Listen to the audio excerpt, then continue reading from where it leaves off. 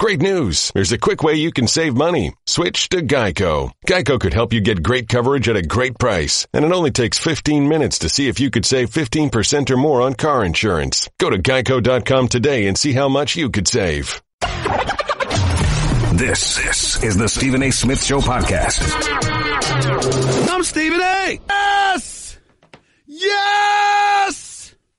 Yes! What's up, everybody? Welcome to the latest edition of the Stephen A. Smith Show, coming at you as I love to do every weekday over the airways of ESPN Radio, 250 plus markets across the United States of America. As of this past Monday, including Houston and San Antonio, by the way, welcome aboard. And of course, ESPN Radio on Sirius XM. Channel 80. Number to call up as always is 888-SAY-ESPN. That's 888-729-3776. Yes! Yes! And I am going, I'm in this mood, ladies and gentlemen, for two reasons. Number one, the NBA playoffs are officially here. What a game last night with Minnesota and Denver. What a game. I mean, you're trying to play in, you're trying to get to the postseason, you're trying to make sure that you're in a 13-year drought if you're Minnesota, you're trying to make sure you make the postseason if you're Denver. That's how you play basketball. That's how you play basketball. That's one thing, that game. Number two, Russell Westbrook averaging a triple-double 2 consecutive years. First time in NBA history it's been done. Number three, the playoffs overall are officially on the way. The number 1 seed, Houston Rockets, will go up against the Minnesota Timberwolves. The number 1 seed, Toronto Raptors, will go up against the Washington Wizards. And in between, you'll see OKC against Utah. You'll see Golden State against San Antonio. You'll see Portland against New Orleans. You'll see Cleveland against Indiana. You'll see Philly and Miami. And you can discuss which series is best in your mind, which one you can't wait for. All of that stuff is stuff that we're going to talk about. And obviously, we're right here. This is the place for playoff basketball, y'all. The Stephen A. Smith Show, ESPN Radio, time for Straight Talk. Brought to you by Straight Talk Wireless, best phones, best networks, no contracts. Forgive me, however, if that is not what's on my mind right now. Forgive me if what's on my mind right now.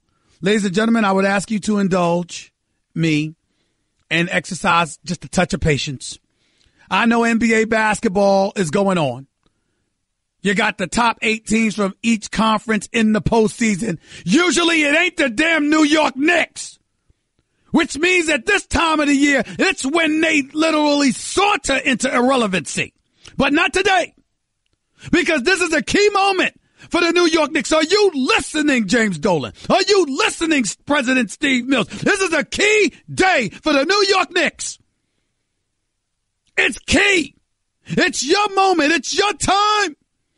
It's your time to grab it by the you-know-what and take it. This ain't a time to mess around.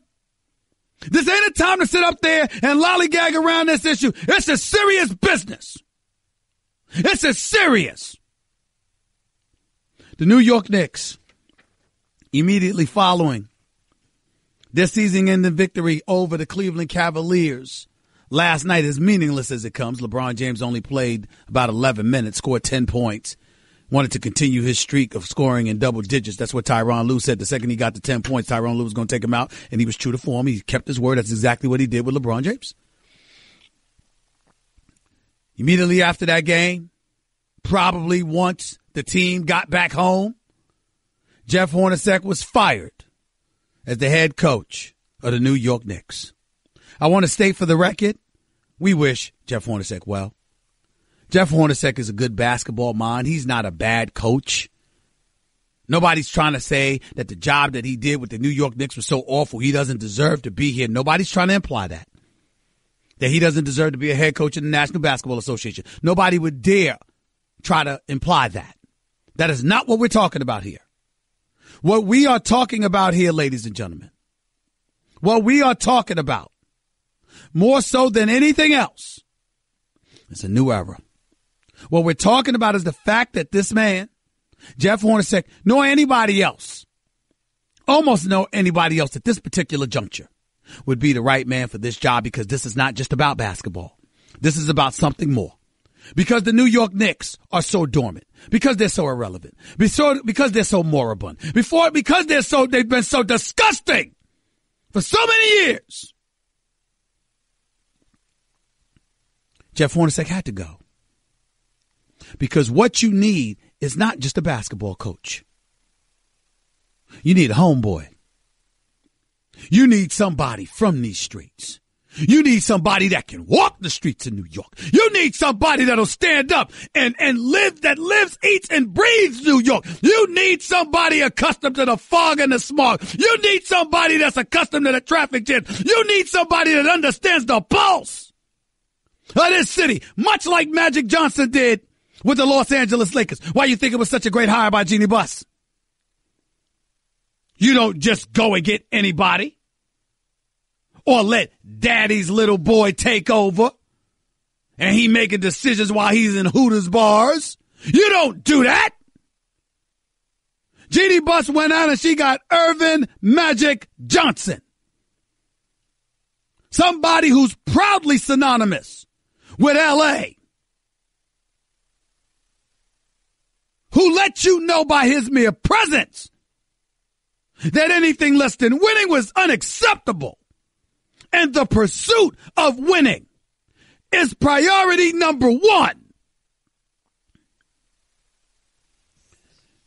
That's what the New York Knicks need. And they can have it. It's right there for the taking. All you got to do is hire Mark Jackson as your next head coach. Now, there are some people that say, come on, Stephen A. Come on, Stephen A. Mark Jackson's good, but come on now. Y'all are not understanding what I'm trying to say. This ain't just about basketball. This is about more than that. And let me count the ways. Let me break it down for you. You know, when you look at the New York Knicks and you see how pathetic this franchise became at one point, think about all the mechanisms they put in place that they attempted to exercise in order to get stuff out of their doldrums, and nothing worked. You know why nothing worked? Because James Dolan ain't that dude. No disrespect. It's just the truth. He's not that guy. And so what you have, what you need, think about the things that have happened. Think about the success that the Houston Rockets have had in bringing aboard Mike D'Antoni. Think about the success Golden State had in bringing aboard Steve Kerr. Think about the success that the Los Angeles Lakers have had, because they're better now and they're an upward swing. That's Magic Johnson. Think about the success Toronto has with Dwayne Casey. Yeah, in the Knicks case, it's a homeboy, but all of those guys that I mentioned, there's an ingredient to their success that can't be ignored. And that's the kind of stuff that we need to talk about today. We need to understand why things are the way that they are and why change needs to arrive. I'm telling you right now, since 1999-2000, when Jeff Van Gundy left, the New York Knicks have been an absolute joke. They've been a model. The only thing consistent about them is their pathetic tendencies. And they tried the Hail Mary. They went out and they got Phil Jackson because James Dolan begged him to come on board. And James Dolan begged him to come on board because James Dolan didn't want the Heat directed in his direction. But what did Phil Jackson do? He betrayed them. You can slice it any way you want to. And I say betray because there was a dereliction of duty. Obviously, none of us are getting younger. We all get older. So Phil Jackson falling asleep in practice while the team was practicing. I'm sure he didn't mean to do that. You're old. You're older, rather. Your health is not the greatest. Those kind of things happen. I'm not going to indict Phil Jackson for that. I'm not going to indict Phil Jackson for having bad hips. I'm not going to indict him for not being able to travel. But I can indict him for not being available, for leaving the spokesperson's role to Carmelo Anthony, a player, to not bringing aboard a coach that folks could trust and believe in. Derek Fisher's a nice guy, but he had no coaching experience. Jeff Hornacek had no business in New York. You had to make a change. You had to do something different. And all those teams that I mentioned, they did something different. And they did something that mirrored the kind of franchise that they wanted to have. It wasn't about them as individual owners. It wasn't about them as individual executives. It was about the city they represented and what they knew the city wanted and trying to deliver on that. That's what it was about. And that's why Mark Jackson has to be the next head coach of the New York Knicks. Notice I didn't say Doc Rivers, who I think is a damn good coach. And you certainly don't lose getting Doc Rivers. And he certainly can handle New York. But he's been in Orlando. He's been in Boston. He's been in L.A.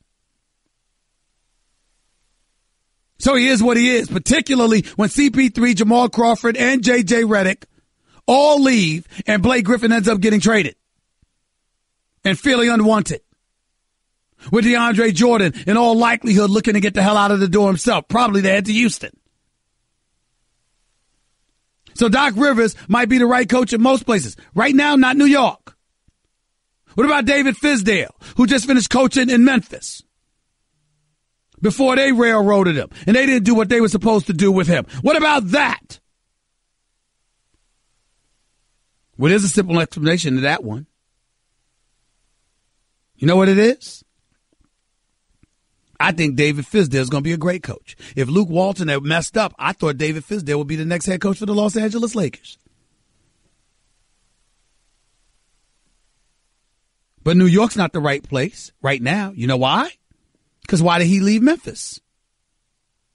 He had management sticking their nose and stuff, not sharing his vision, not doing what he thought was necessary in order to win basketball games. And more importantly, as much as the locals loved him because he had the pulse of the people in Memphis, he hadn't accomplished enough to resonate in such a fashion that the organization would have to pay and pay dearly for letting him go. Same would be applicable in New York. What about David Blatt? Other than his resume that he's friends with Steve Mills and the fact that he did coach LeBron James to a finals. Remember, LeBron James was the one that wanted him gone, along with others. I like David Blatt, but come on now. Another team, not New York. And that brings us to Mark Jackson. Queens native. Played ball at O'Connell Park in New York. I ain't gonna knock him for living in L.A. Who the hell wouldn't want to live in L.A.? I'm here half the time now. I'm here right now. This sunshine ain't no joke. These palm trees. Sunshine. I don't give a damn about traffic on the 405 when you can go to some of these restaurants with these palm trees and Rodeo Drive right down the block. I'll get over the traffic. This is la-la, baby. Can't knock them for that. But when you're a New Yorker for life, no matter where you live in.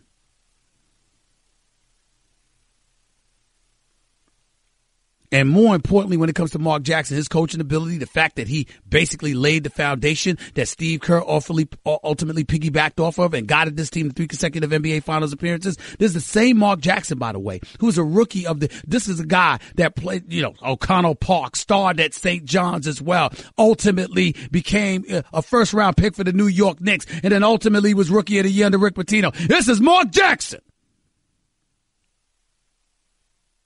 And I understand that I know him, and I understand that he's a friend, and I understand that he's a colleague here at ESPN/ABC. I don't care about that. So is Jeff Van Gundy, who would be a great coach for most teams.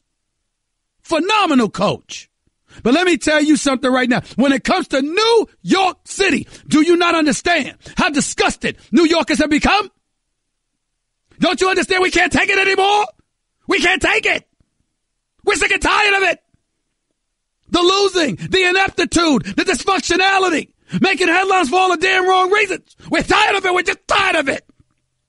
We can't take it anymore. And more importantly,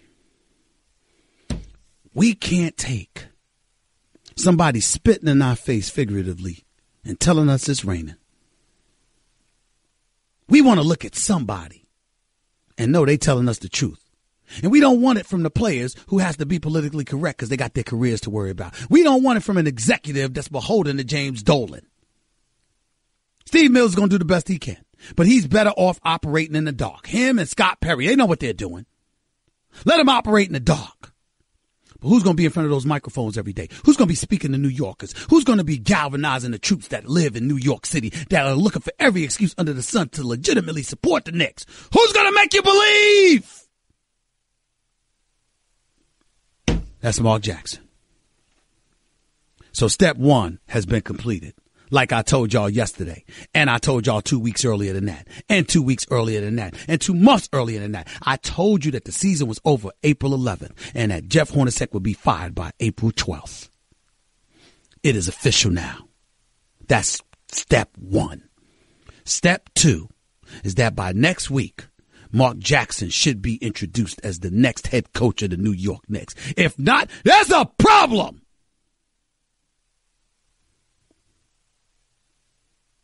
This is what's necessary. It's not just about basketball. It's about New Yorkers. It's about speaking to New Yorkers and supporting New Yorkers and giving them the love back that they give you. You got to have somebody to galvanize the troops. And I'm talking about the fans, Knicks fans, the team, and everybody in between. We need it.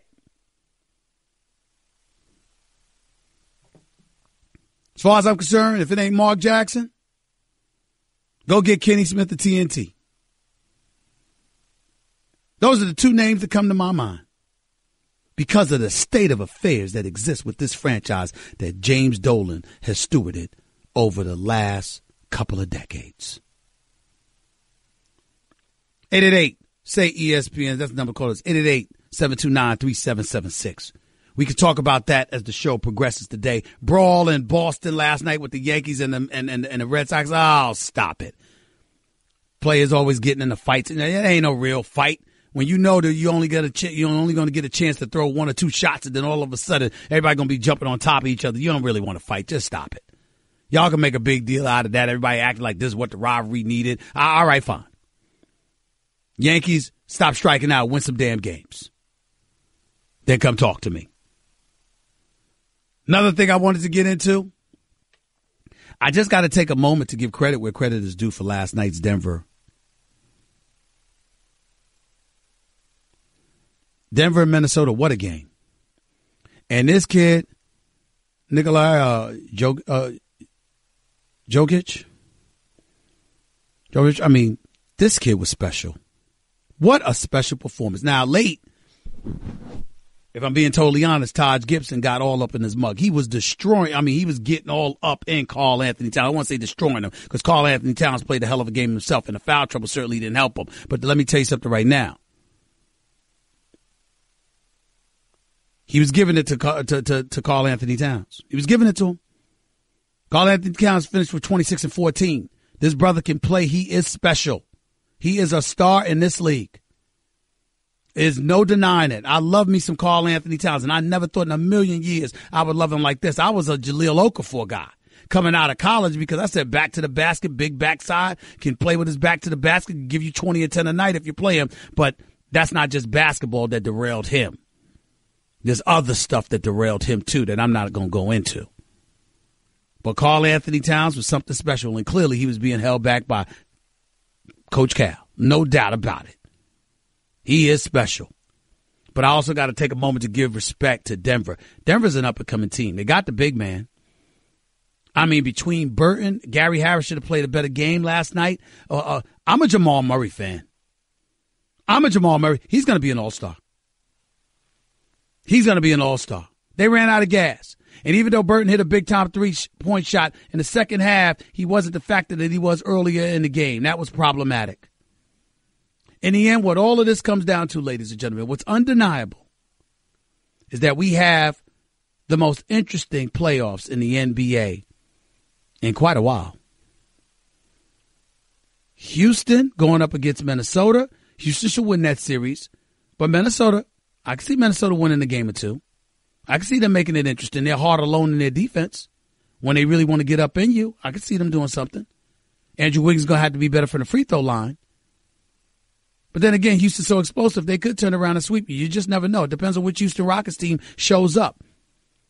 I didn't get my wish to see Russell Westbrook and Oklahoma City going up against Kevin Durant and Golden State, even though I did get to applaud Russell Westbrook for averaging a triple-double for the second consecutive years, which is just a phenomenal performance. And I don't blame him for getting ticked off at people who try to accuse him of just padding his numbers. This man does not cheat the game. Russell Westbrook shows up on the court every night. Preseason, regular season, exhibition, all-star games, postseason, it don't matter. When he steps on the court against you, he comes to take you out. He's a vicious competitor, but you got to love him for it. Russell Westbrook is special, man.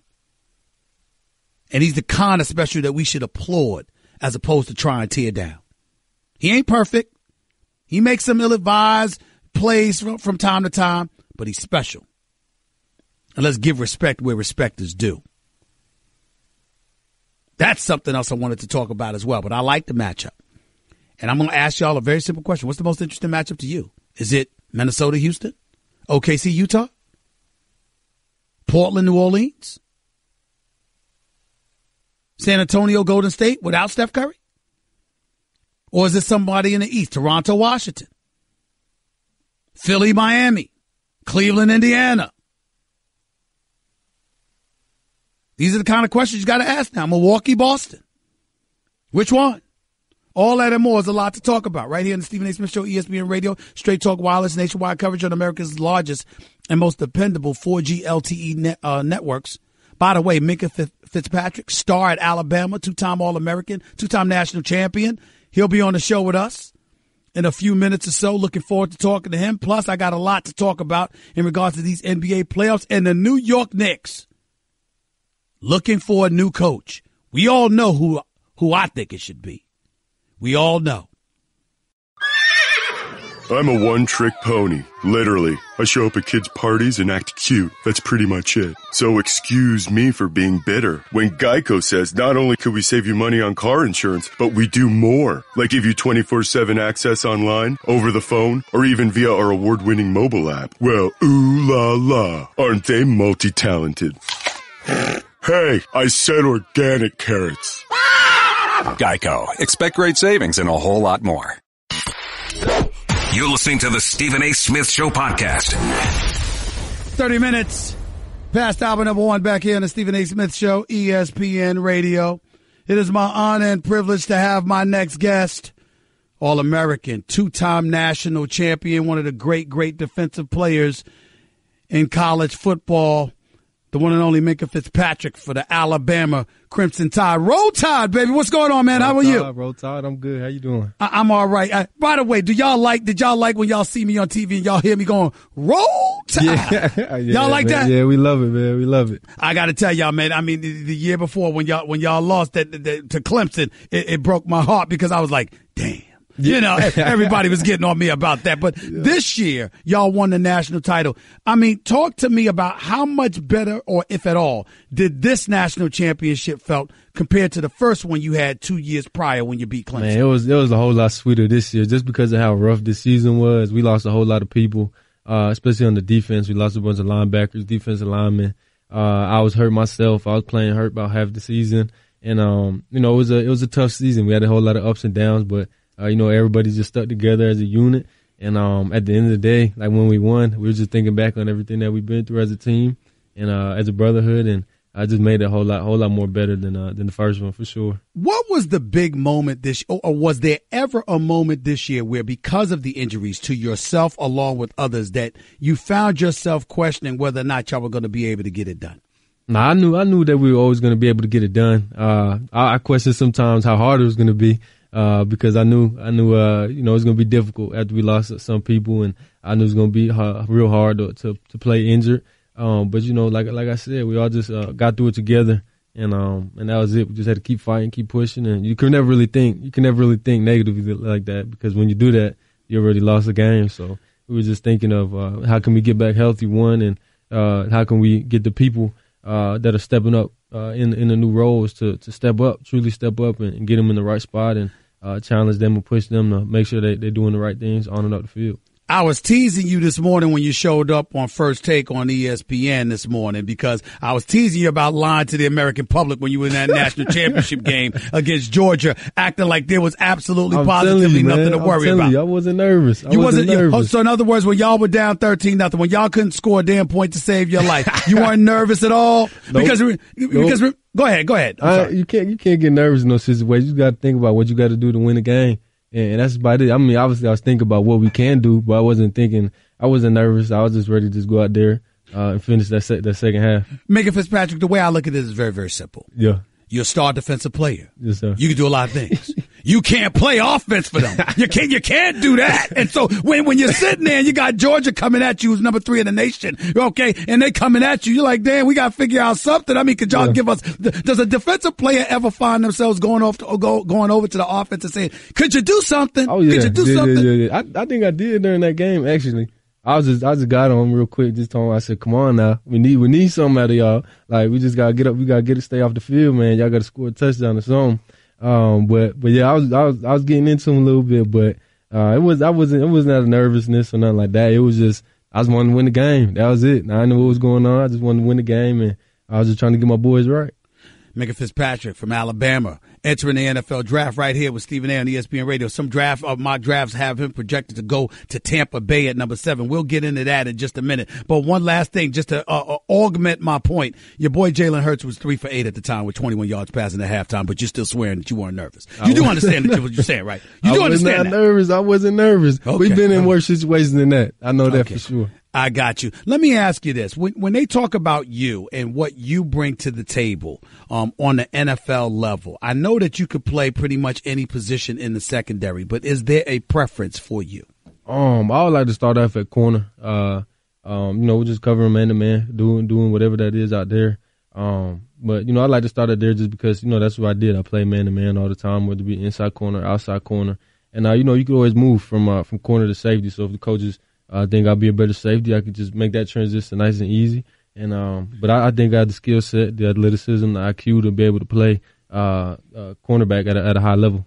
How does playing for Nick Saban prepare you specifically for the NFL? Because so many people talk about he's a great coach because obviously y'all win. I mean, in 3 years you had Alabama, y'all were 41-3 with 2 national titles. Mm-hmm. Enough said there. But I'm looking at it from the standpoint that it's one thing for him to show you how to be the greatest college football player you could possibly be. It's another thing entirely to be prepared for the next level. Mm-hmm. How does Nick Saban go about doing that in your estimation, probably better than most? Man, I would say just one, everything that we run is super, super complex, super difficult, and everything that we do is a challenge for us. And nothing about Bama is easy. That's why it's not for everybody. Not everybody could go there, and a lot of people go there and they find out quick that it's not for them. Just everything is a challenge, whether it's the off-season conditioning, whether it's the summer training, whether it's camp, whether it's the games, whether it's practice. Nothing is easy about it at all. And if it ever becomes easy, he's gonna find a way to make it hard. Because when you're in those difficult situations, you got to push through it, and sometimes the games is even easier than practice in some situations. So I'll just say just the constant challenge and the constant demand for excellence is really what puts him in front of a lot of coaches when it comes to preparing his players for the NFL. Well, considering how hard you described it, Mikah Fitzpatrick, playing for a guy like Nick Saban, why were you so comfortable with it? Why are you considered the guy that's his son? Why are you considered the guy that has him laughing all the time and everything like that? How the hell did that happen for a man that's known for being so dogged and so hard and so committed to excellence? I would say because I accepted the challenge. I stepped up to the challenge, and every single day I knew it was going to be a challenge, and I knew I had to outcompete the people around me, and I just did that every day. I did it the right way, did the professional way, the business mindset. Didn't get in no trouble. Just did what I had to do on and off the field, and it got me where I am today. What does Nick Saban tell you about where you'd be best at in the National Football League? I never really asked him that question. I never asked him that question. I never asked him that question before. The reason I asked that is because, again, you want to be a corner. But Alabama's depth chart had you listed as a strong safety. So everybody's looking at you and they're saying, all right, he's got good size with him. I looked at you and I said, he looks a little bit too big to be a cornerback. That's just the way I looked at it right there. I obviously could be wrong, but that's the way I look at you. You see yourself ideally as a corner. Yes, sir. I'd like to start off at corner for sure. Shutdown corner. That's in your nature. You got that capability on the NFL level in your belief? Yes, sir. Okay. Left side or right side? Let me get specific. Strong side, whatever the strong side is. Where most of the action is. Yeah. Now let me tell you this. You got some people that look at it and they want the ball thrown in their direction. Mm-hmm. They want to be where the action is. Then you got cats like Deion Sanders and others who loved shutting down an entire side of the field, and the fact that you were petrified of throwing in their direction, they took as a badge of honor. Even though they wanted some action sometimes, they took it as a badge of honor that you were scared to throw on their side of the field. Which is your preference? I think once as a rookie, they're gonna throw at you, but after a while, they're gonna realize what it is over there, and then you're gonna earn that badge, you're gonna earn that stripe of, we ain't gonna throw at him. So I would like after a while, just to earn that badge, earn that stripe, and see it as an honor, not as a disrespect, but as an honor that ain't nobody want to throw at me. Any preference at all where you land in this NFL draft? Nah, no. So I'll be blessed and honored to play anywhere. What? You know what? Once again, I'm playfully accusing you of lying. So if you had an opportunity to play in the sunshine of L.A. or in the winters of Buffalo, you trying to tell me it don't make a difference? It don't make a difference, man. As long as I get the opportunity to play ball, I'm going to be happy. Ain't it hard out there to get hit when it's freezing? It is. Yeah, I was born and raised in New Jersey, so I play football in the freezing cold, 18 degrees, freezing rain. I ain't worried about it. I'll be good. All right. I guess the New York Jets should hear that, even though they got the number 3 pick, so I don't know if you're going to go there. But I appreciate it, man. Great year, great career. Congratulations to you, and I look forward to seeing you down the road, bro. Yes, sir. Appreciate that. Take it easy. The one and only Mikah Fitzpatrick from Alabama right here with Stephen A. on ESPN Radio. Probably going to be a top 7 pick. He's a bad boy. No question about it. He's somebody that somebody needs to have. I can tell you that much. There's a lot of teams in the National Football League that can't play defense and save their life. And obviously, you know where I wish, because I'm a Steelers fan, I wish that Mikah Fitzpatrick ended up with the Steelers, because Lord knows they need help in their secondary, but he ain't falling that deep. That much I can tell you. I can guarantee that. The great Mikah Fitzpatrick right here with Stephen A. on ESPN Radio. 888-SAY-ESPN. That's 888-729-3776. By the way, Weston knows how disruptive travel can be for your well-being, but with rejuvenating heavenly beds, a nutritious superfoods RX menu, and gear lending for when you leave your workout gear at home, Weston will help you stay in control and rise above it all. Weston, let's rise! Learn more at weston.com. Plus, ESPN Radio is presented by Progressive Home Insurance. Getting a quote is easier than ever before. 888-SAY-ESPN. It's 888-729-3776. Mikah Fitzpatrick, Alabama, blessing us with his presence right here on the Stephen A. Smith Show. Unfortunately, he's not an NBA player. Because I'd say the Knicks, grab him. They need all the athletes they can get. But that's just me. More of the Stephen A. Smith Show on ESPN Radio in a minute. Guess what? You're in the middle of the Stephen A. Smith Show podcast. Damn it, I mean it! Let's go to the phones here. Let's go to Scott, New York. You're live with Stephen A. Talk to me, man. Hi, Stephen A. I just wanted to say amen to everything you said about Mark Jackson. If the Knicks should only have 2 words in their vocabulary right now, and they should be Mark Jackson. In my opinion, Mark Jackson built the house that is Golden State, and Steve Kerr is living in it, and that's injustice.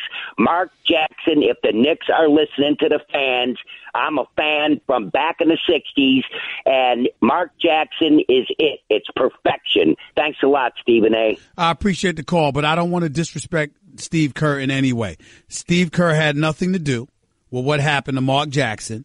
And even though he's benefited, he has proven to be an exceptional coach who's done an exceptional job with the Golden State Warriors in terms of getting them ready and prepared to win championships. They won 2 of the last 3 titles.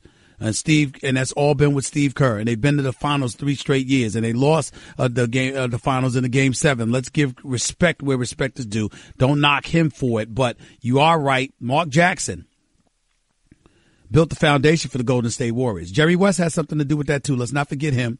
He's here with the Clippers now in Los Angeles, but he had something to do with building what transpired in Golden State, too. So did Joe Lacob and Bob Myers. They all had a role to play in it, but Mark Jackson and Jerry West are gone now, except Jerry West got a job in L.A. with the Clippers.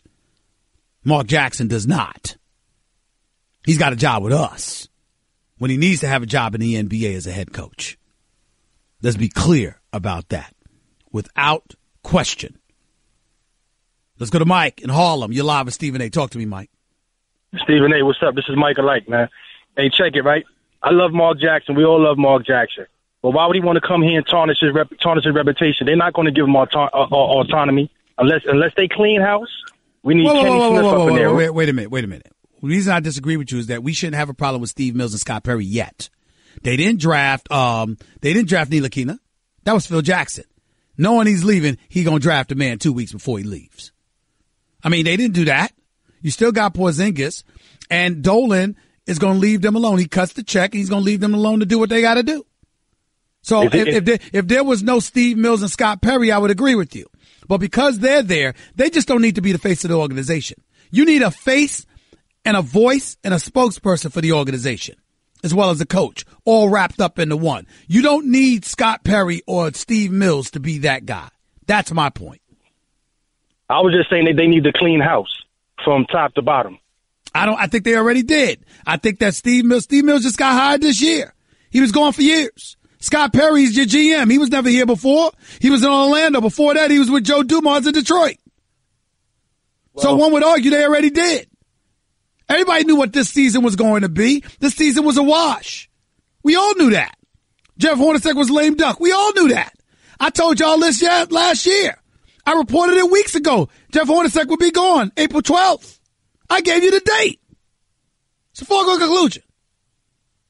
One last comment, Steve. Go ahead. Your man, we need your man to go back up to the rafters. Spike Lee, we need him to go back up to the rafters. Imagine coming in the Garden and keep seeing him talking smack on the sidelines. Imagine what this is what happened with Reggie Miller and Jordan when they came in and saw him. You're taking it all wrong. It's not. That's not the problem. You know why Spike Lee shouldn't be courtside? I want to tell you the biggest reason why Spike Lee shouldn't be courtside, Mike. Are you ready for this? Go ahead.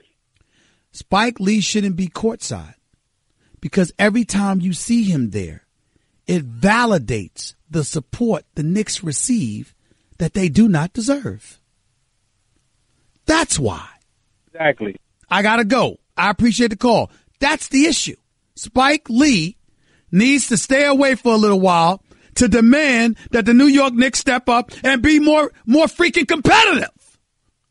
That's why he needs to stay away. Plain and simple. More NBA playoff action and then some in a minute. Hour number 2 with Stephen A. coming up. That's just a sample of what you'll hear on the Stephen A. Smith Show. Weekdays at 1 p.m. Eastern on ESPN Radio and the ESPN app. This is the Stephen A. Smith Show podcast. I'm Stephen A. Come to hour number 2 of the Stephen A. Smith Show. Coming at you on ESPN Radio, 250 plus markets across the United States of America, plus Sirius XM ESPN Radio Channel 80. Number to call up as always is 888-729-3776. That's 888-SAY-ESPN. By the way, when was the last time you checked your credit scores?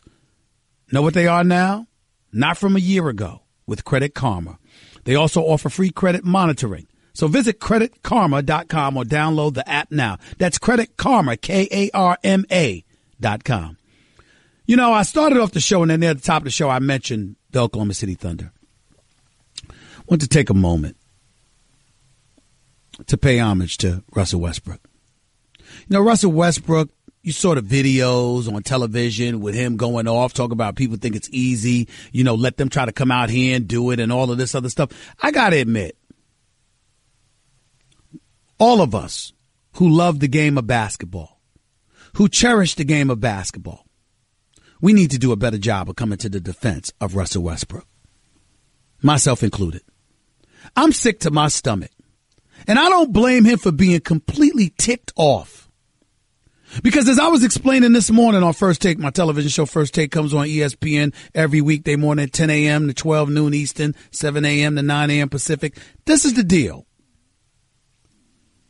Russell Westbrook, everybody talks about averaged a triple-double this year, averaging 25, 10, and 10. Last year, he averaged a triple-double. He was the league MVP. He was absolutely sensational. Carried the Oklahoma City Thunder on his back. All of this is true. I get it. I understand it. All of it's true. But here's why Russell Westbrook needs to be furious. When people sit up there and talk about him chasing numbers, talk about him trying to pad stats and all of this other stuff, you know what it implies? That he's trying to do something extra than what he's always done. Have you not watched this man perform? Ladies and gentlemen, I'm not talking about his greatness. I'm not talking about the fact that he's the greatest. He's the most athletic point guard in the history of basketball. I'm not talking about that. I'm not talking about the 25 points he averaged last year or the 30 plus the 25 points he averaged this season or the 30 plus he averaged last year. That's not what I'm talking about. That's not what I'm talking about. What I'm talking about is the Russell Westbrook. He averaged 31.6 points, 10 and 10 last year. This year he averaged 25.4, 10 and 10 this year. Shooting better from the field, but worse from three-point range. And worse from the free throw line. Went from 84% last year to 73% this year. Got to work on that. But I digress. My point is this. When you look at Russell Westbrook, here's what you need to recognize about him and appreciate. I ask it with a simple question. When has Russell Westbrook ever cheated you? Name one time.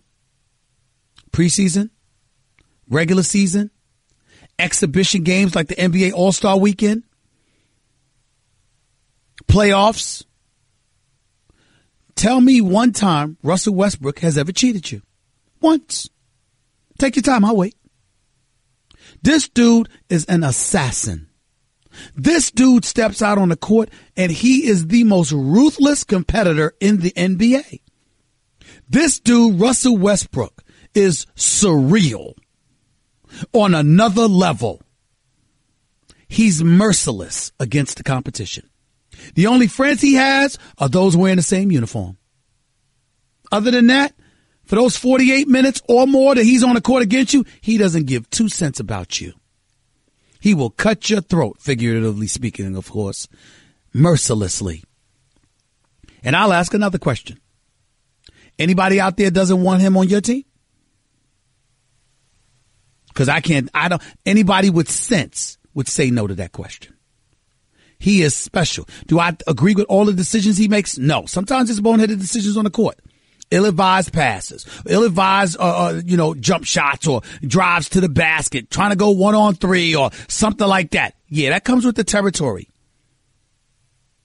But even though I would not tell you he's a better player than LeBron, I would not tell you he's a better player than Kevin Durant, I would not tell you he's a better all-around player than an Anthony Davis or whatever the case may be, or a Kawhi Leonard. I'll tell you this much. I'd be hard-pressed to find 5 guys I'd rather start a franchise with than Russell Westbrook. I'd be hard-pressed to start a franchise because it's not just about his skill. It's not just about his greatness. It's about his competitive fervor. Do you know what I would give to have Russell Westbrook in New York or L.A.? Do you know what I would give for that to happen? Do you know how much I'm looking forward to? As much as I love Donovan Mitchell and what he's done for Utah, I don't want to see them against Houston in the second round. I want to see Houston against OKC again. Except this time, Russell Westbrook will have Paul George and Carmelo Anthony instead of being without him. James Harden will have CP3. And him with CP3 and Clint Capella, what is their record, like 41-3 together when they were on the court together this season? I want to see that. I know how competitive it's going to be. It's hard to believe that James Harden used to be the guy that played behind Russell Westbrook, but there's a reason that Oklahoma City said, we ain't paying James Harden $4 million and we'll let him get away to Houston. We'll keep Russell Westbrook. Now, it was stupid for owner Clay Bennett not to come up with $4 million to play James Harden. That was just dumb. Without question.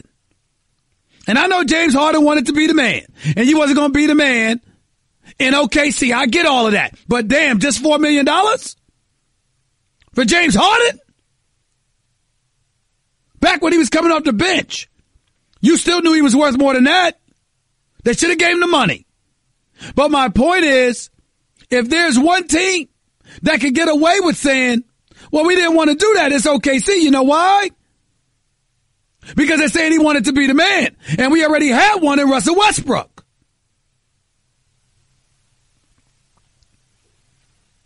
Russell Westbrook and James Harden are two completely different players.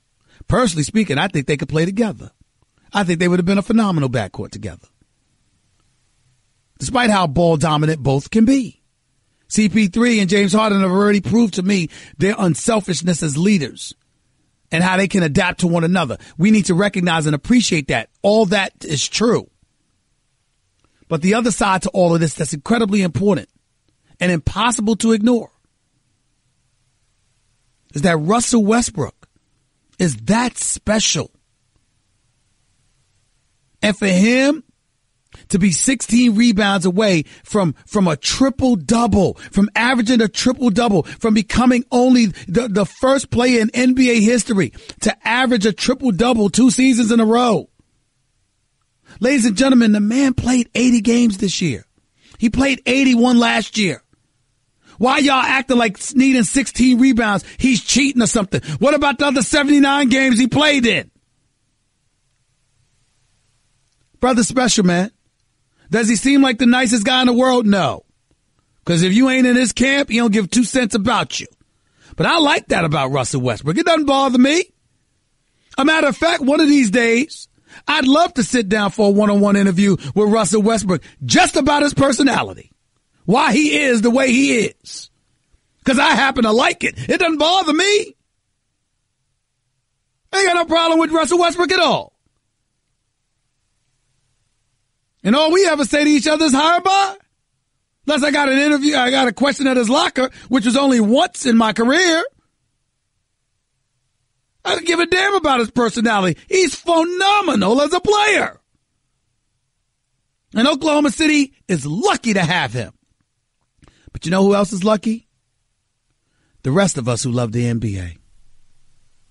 Because this brother does not cheat us. He is absolutely right to be upset and annoyed by the implication that he's just trying to pad some stats. First of all, if he's just trying to get the 16 rebounds, so what? But the biggest reason he should be offended is because it implies that there's some extra level of effort that he's putting forth for this particular goal than he would for anything else, when the man gives the same amount of effort every single night. Ladies and gentlemen, it's rare that you will hear me say that somebody deserves over $200 million in a contract. You ain't never heard me question the money that Russell Westbrook gets. Because it don't matter whether it's $200 million or $200. This dude plays the same, like he's starving. And a guy like that should be far more appreciated than he is. And I, for one, am going to work on doing a better job of showing my appreciation to the brother. I really am.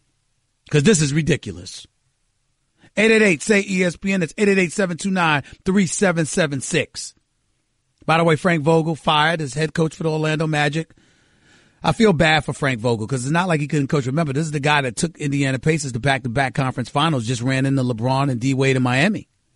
It's not like he can't coach. Something was missing in Orlando. But Nate McMillan is definitely doing a hell of a job in Indianapolis as his replacement, and I applaud Nate McMillan for the job that he did. He's a top 3 candidate for Coach of the Year's honors as far as I'm concerned, behind D'Antoni and Dwayne Casey. We don't know what the situation is going to be with Doc Rivers in L.A. Months ago, I was told this was his last season. Then you heard noise about his contract and how it would be difficult. Then you're hearing, well, you know what? That's not necessarily going to be the case. It'll be all right. It's hard to figure out what's going to happen to Doc Rivers. Here's what I'll tell you. I don't think he's going to be there. I think that Doc Rivers' days in Los Angeles are over. And I think it's because of Jerry West's presence. Jerry West is the man in Steve Ballmer's ear. And I think the moment Jerry West arrived, Steve Ballmer was making a statement that it may come time to move beyond the Doc Rivers era. I think that's what it says.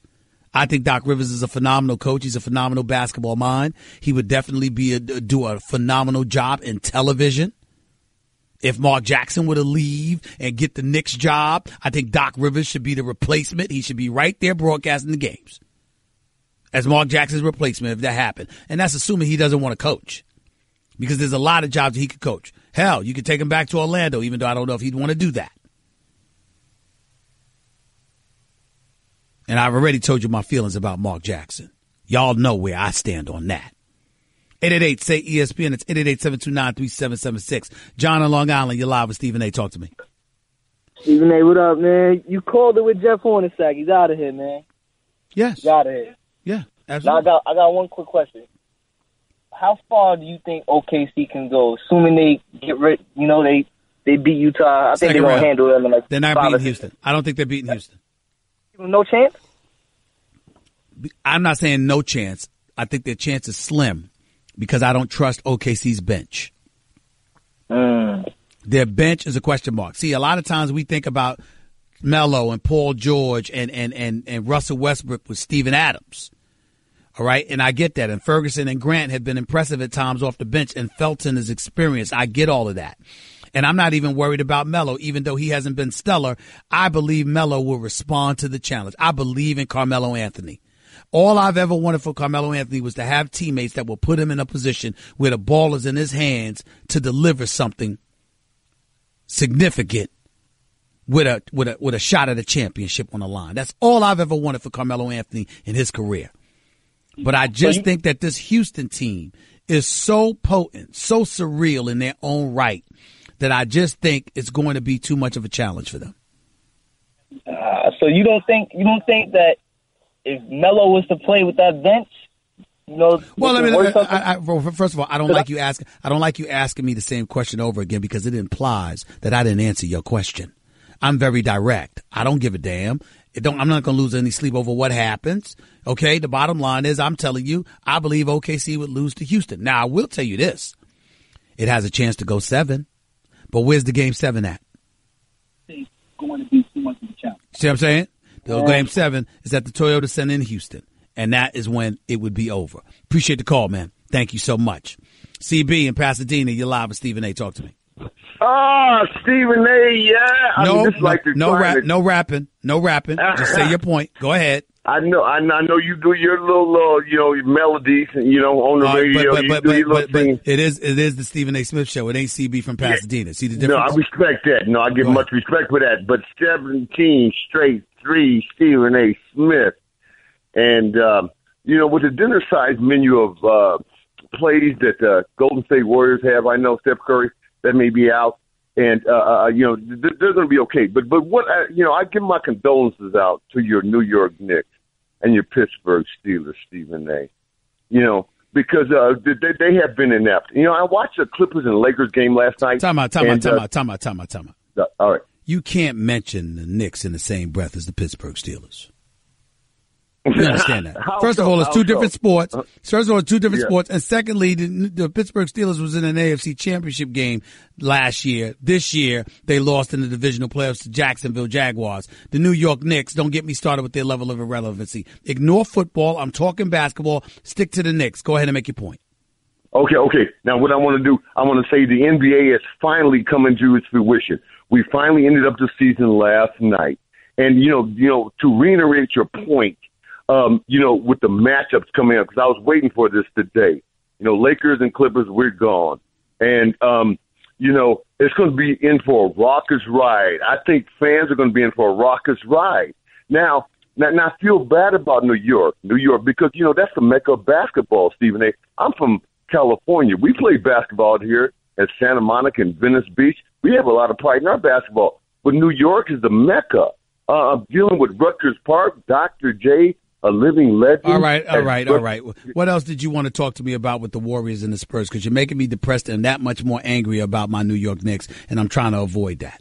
What I wanted to say, and I wanted to ask you, okay, we got Oklahoma and Utah. We have Milwaukee and Boston. And then I don't know if Kyrie's going to play. I love these Kyrie's players. Out for the season. Kyrie's out for the season, CB. I'm giving you time. But I'm not going to lie. You don't seem prepared for this call. Kyrie's been out. It was announced more than a week ago. He's out for the postseason. You don't seem prepared for this call. I'm going to give you one more shot. Now get to your point. Give me one more shot. Okay, one more shot. Stephen A. Who would you pick? I mean, because Houston is good, and I like Golden State. God bless them. I picked the Warriors. Okay, me too. And then what about the East? No, what about the Warriors in Cleveland? Because you got Philly should be the favorite based on the way they've been playing, but I got to see somebody knock LeBron out to believe it, and I don't see that happening. That's just where I'm at with it, all right? Let's go to Mel in Queens. You're live with Stephen A. Talk to me, Mel. Hey, what's going on, Stephen A, man? I was calling you to talk about, Houston and also Knicks. I feel like Mark Jackson is definitely the guy for the Knicks. Also, Houston and that Philly series, I think Miami and Minnesota got a real chance of winning. I know people are going to doubt. I have no faith in Houston at all. I don't think they're going to make it to the conference finals. But I'm not saying they're going to lose the first round, but I wouldn't be surprised if Minnesota beat them. I would. I don't think Minnesota is good enough offensively to beat a team like Houston. I do believe that OKC could potentially be. That could be interesting in the second round. Well, what it is with Houston is that, here's my thing. If you got like a Wiggins, an Anthony Town, and a Jimmy Butler, if they all play the series, they have nothing to lose to their potential. That's why I would say they have a chance. But to you made a comment about Westbrook. Westbrook is a great player, but the thing I question about Westbrook is his basketball IQ. He's athletic, he's quick, he does all those things. But like you were saying earlier, some of his biggest problems is his crunch time. Sometimes players is open. He have a couple extra dribbles. I don't think Paul George is staying. I don't think Melo's going to be there too much longer either once his contract is up. I think if you look at Kevin Durant, he left. If you look at Oladipo, he looks way better playing without Westbrook. So as good as Westbrook is athletically, and I just don't see him on a Curry ever being on Curry level or Durant or LeBron.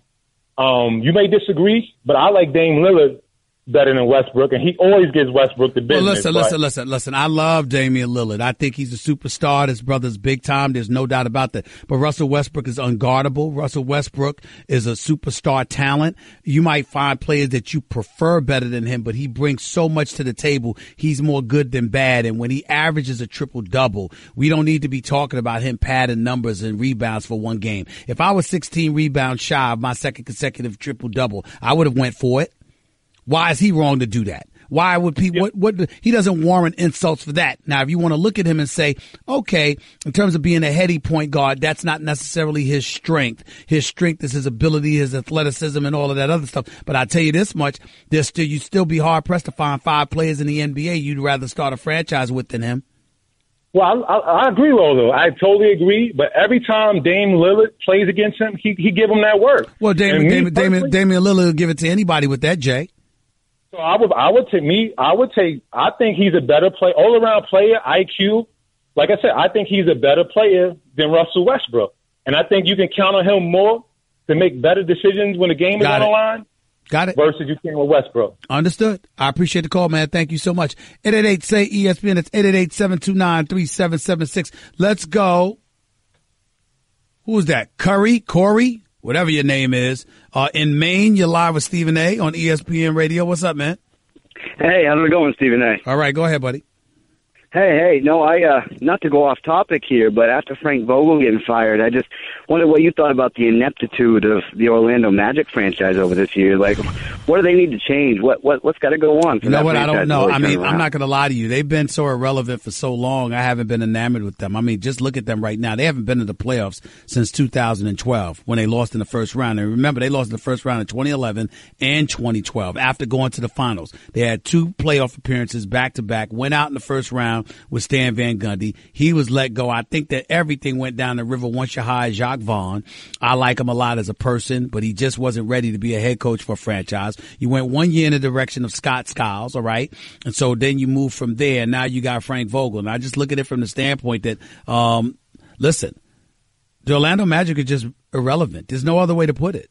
They're an irrelevant franchise. Nobody pays attention. The only thing you hear any of us really know about the Orlando Magic is that this kid, Aaron Gordon, was a slam dunk. You know, he had that phenomenal slam dunk competition against Zach LaVine. That's it. That's all you know about him. Jeff Weltman is your executive. You don't know what the hell they've been doing. You just look at them right now and there's just nothing that stands out with you. Aaron Gordon, Fournier, Vucevic. I mean, you just look at them. They look at individually. They've got some players, but they can't seem to bring it together. I don't know what to say about it. I mean, to me, it's almost tempting to just make wholesale changes. That's the way I look at it, Corey. Appreciate the call. 888-SAY-ESPN. It's 3776. We'll continue to talk about this. Plus, I want to get into something that Michael Bennett said about marijuana in the National Football League and how idiotic I thought it was for him to say that and why. Plus, Des Bryant is supposed to be meeting with Jerry Jones a little bit later on this week. Are his days in Dallas numbered? And should they be? All that and more coming up as the Stephen A. Smith Show on ESPN Radio continues in a minute. Everyone in the neighborhood knew about Bobby. Bobby, the basketball boy, they called him.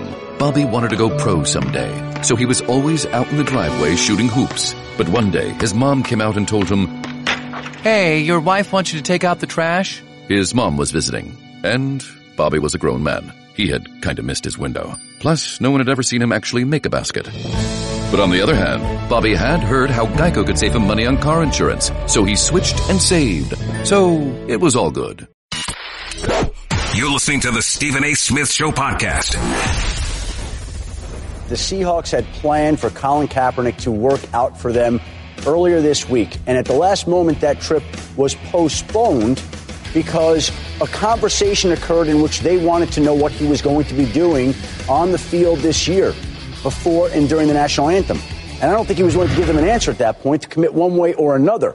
And with that still hanging out there, the Seahawks postponed that trip. Some might say canceled it. Depends on how you look at it. But it's a situation here where Colin Kaepernick was going to come in there and work out, and now he's not. That was the great Adam Schefter, NFL insider for ESPN, breaking down how Colin Kaepernick was scheduled for a workout with the Seattle Seahawks, but team officials postponed the trip when Colin Kaepernick declined to stop kneeling during the national anthem next season. Okay. Now, see, this is when stuff gets testy because y'all can't take what the truth is. You listen live to the Stephen A. Smith Show on ESPN Radio. Here's the deal. Colin Kaepernick wants to work in the National Football League. He wants a check from somebody else, but wants the freedom to do what he wants to do while getting somebody else's money. I ask a simple question. What workplace do you know tolerates that? See, everybody want to get all emotional. Want to get all emotional and self-righteous and engage in righteous indignation and all of this other stuff without being real. What's the reality? What's the reality? The reality is that when you work for somebody else, they got a right to protect their investment. That is the truth. Let me look at my boss. I'm right here in our LA studios with my man Scott McCarthy. And you got executives at ESPN. Well, you know what? Suddenly I've decided I want to smoke some weed. Well, let me just show up on First Take and smoke some weed. I mean, we can do what we want, right?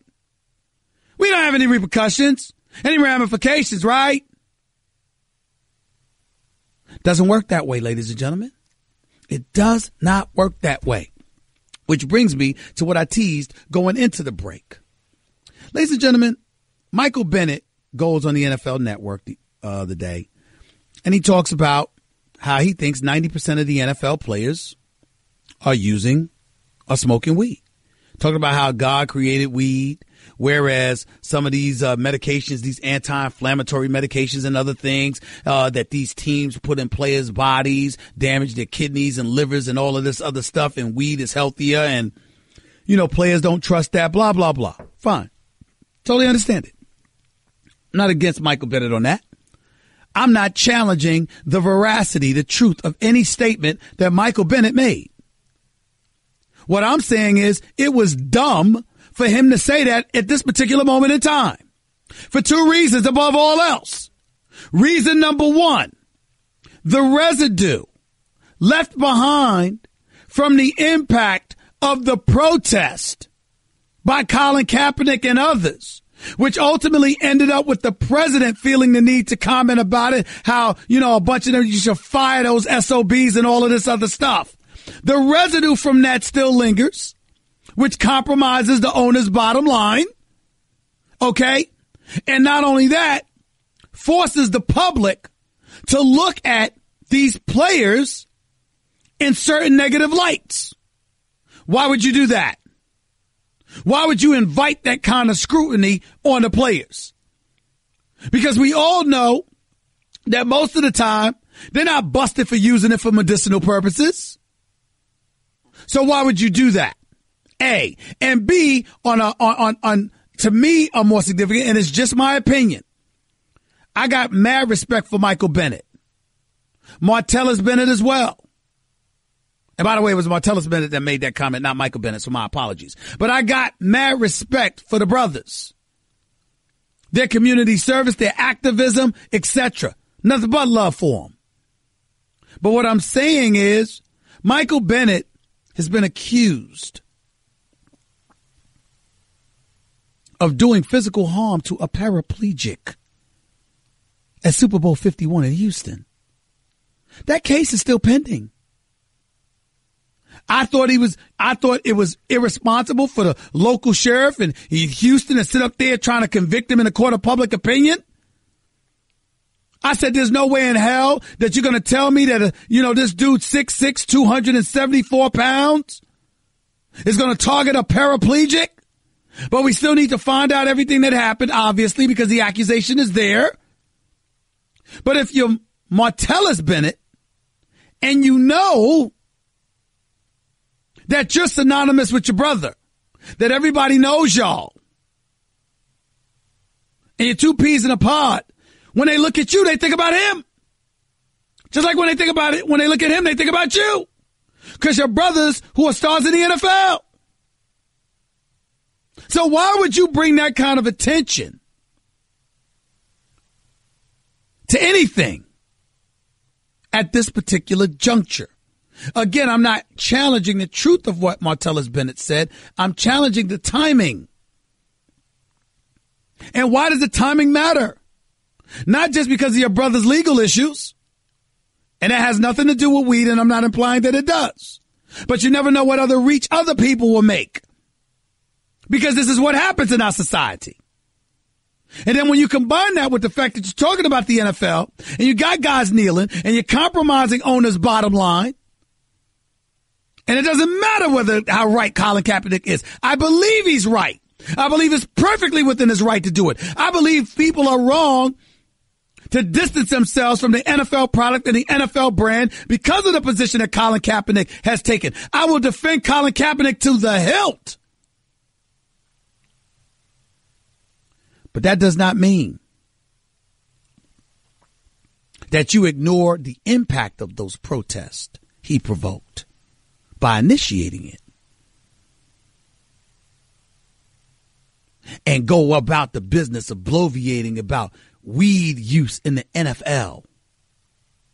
Knowing that your patrons out there, your audience out there is already turned off by some of y'all. Why give more ammunition and fuel to the fire? Now, there are people out there, Stephen A., man, you selling out, dog. I mean, what? You should be able to do what you want. Oh, shut up! You ain't paying his bills. Everybody want to talk about expressing themselves and sticking out their chest and being emotional for 15 seconds. I'm talking about the man being successful. Colin Kaepernick's making a choice. That's a sacrifice he's willing to make. He knows good and damn well he's going to be ostracized for taking that position. He clearly does not care. More power to the brother. I wish him well. But a lot of us out here ain't in a position to afford to take the chances and make the sacrifices that he's making. What about them? What about them? Just like I told my man Max today, you know what? He's white. He's Jewish. He's very liberal and progressive. He speaks adamantly about systemic racism and an insidious impact that it's had on our society. I get all of that. And he talks about the truth is the truth is the truth. I got that.